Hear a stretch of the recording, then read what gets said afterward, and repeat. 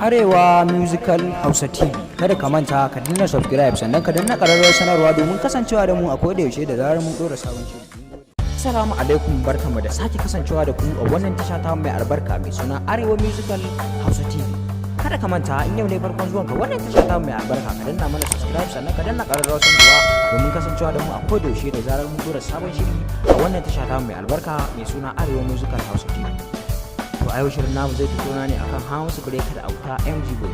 Ko masoya Hamisu Breaker da masoya Auta MG Boy, yau ma muna so ku ware mana tsakanin Hamisu Breaker da Auta MG Boy wanne ne ya tsara waƙar soyayya a ji ta kuma a ji daɗin ta har ma a yaba da ita.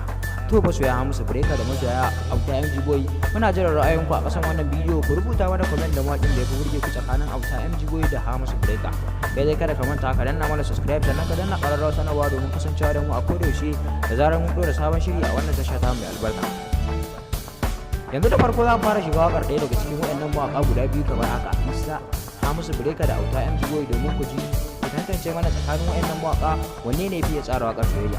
To masoya wannan channel ɗin ta mai albarka, da farko za mu fara shiga waƙar Auta MG Boy domin ku ji kuma ku tantance mana tsakanin Auta MG Boy da Hamisu Breaker wanne ne fiye tsara waƙar soyayya.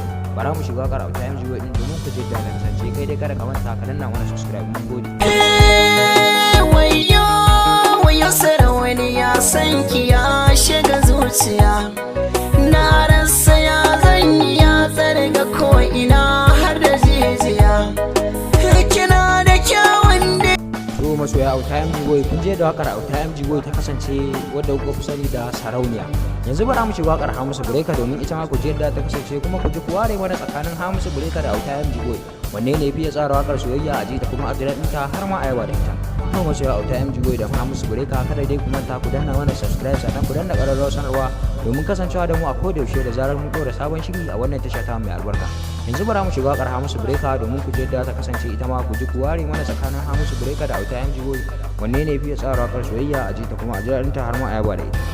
Abinci so kamar wata jarraba ce, kun amince so kamar wata jarraba ce, kuma fama shi ba wuya a takaice, kuma fama shi ba wuya a takaice. To masoya Hamisu Breaker, kun je da ita ma wakar Hamisu Breaker ta kasance ta masoyi majinyaci.